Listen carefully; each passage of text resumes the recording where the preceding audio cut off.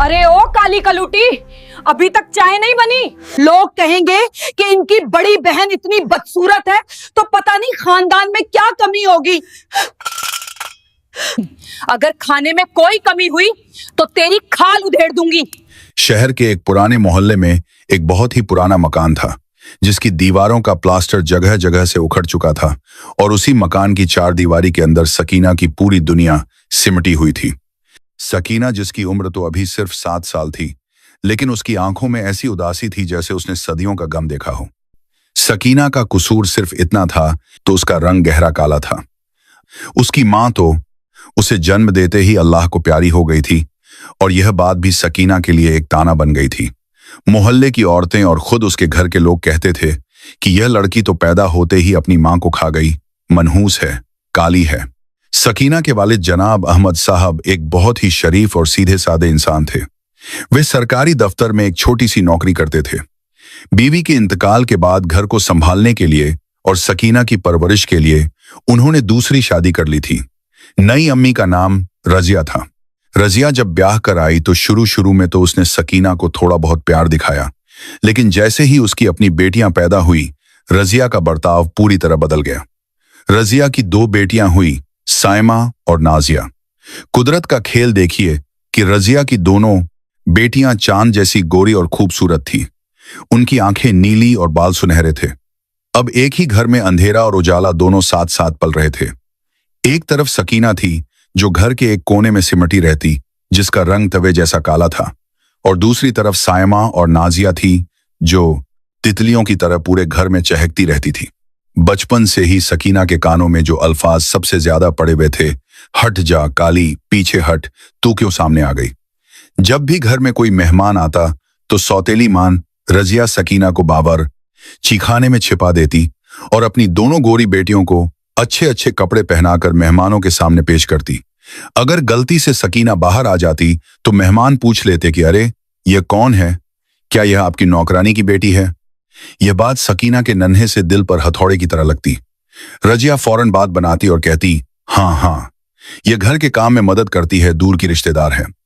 बाप अहमद साहब यह सब देखते, लेकिन वे अपनी तेज तर्रार बीवी के सामने कुछ बोलने की हिम्मत नहीं कर पाते थे।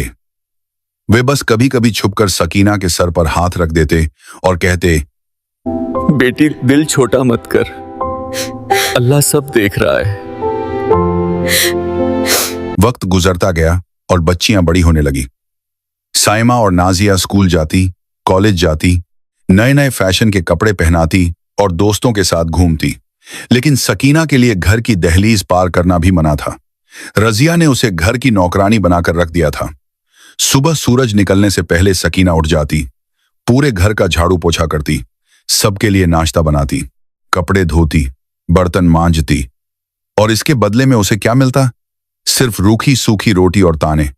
रजिया हमेशा चिल्लाती रहती, अरे ओ काली कलूटी, अभी तक चाय नहीं बनी। अरे ओ मनहूस, तूने फिर से सब्जी में नमक ज्यादा डाल दिया। सकीना चुपचाप सब सुनती और अपनी आंखों के आंसू अपने काले दुपट्टे में छिपा लेती। उसे लगता था कि शायद काला होना कोई गुनाह है जिसकी सजा उसे मिल रही है। साइमा और नाजिया भी अपनी मां के नक्शे कदम पर थी। वे भी अपनी बड़ी बहन सकीना को बहन नहीं समझती थी। जब उन्हें कॉलेज जाना होता तो वे सकीना पर हुक्म चलाती, ए सकीना, मेरे जूते पॉलिश कर दे। और जब उनकी सहेलियां घर आती तो वे सकीना का मजाक उड़ाती। देखो देखो, ये हमारी घर की पुरानी मशीन है जो कभी थकती नहीं है। सब लड़कियां हंसती और सकीना का दिल छलनी हो जाता। सकीना ने अपनी तन्हाई का साथी अपने रब को बना लिया था। घर के कामकाज से जब भी थोड़ा वक्त मिलता, वह वजू करती और कुरान शरीफ खोलकर बैठ जाती। उसका रंग भले ही काला था, लेकिन उसकी आवाज में इतना दर्द और इतनी मिठास थी कि जब वह कुरान की तिलावत करती तो सुनने वालों के रोंगटे खड़े हो जाते। मगर अफसोस, उसके घर वालों के पास उसकी यह खूबी देखने के लिए आंखें नहीं थी। वे तो बस उसकी खाल का रंग देखते थे। रजिया अक्सर कहती, कुरान पढ़ने से तेरा रंग गोरा नहीं हो जाएगा, कोई नहीं ब्याहेगा तुझे, तेरी तो शक्ल देखकर लोग डर जाएं। तो मोहल्ले में उसकी शादी की बातें होने लगी। अहमद साहब बहुत फिक्रमंद थे। वे चाहते थे कि उनकी बेटी का घर बस जाए। उन्होंने कई जगह सकीना के रिश्ते की बात चलाई, लेकिन जहां भी वे सकीना का जिक्र करते लोग साफ मना करते।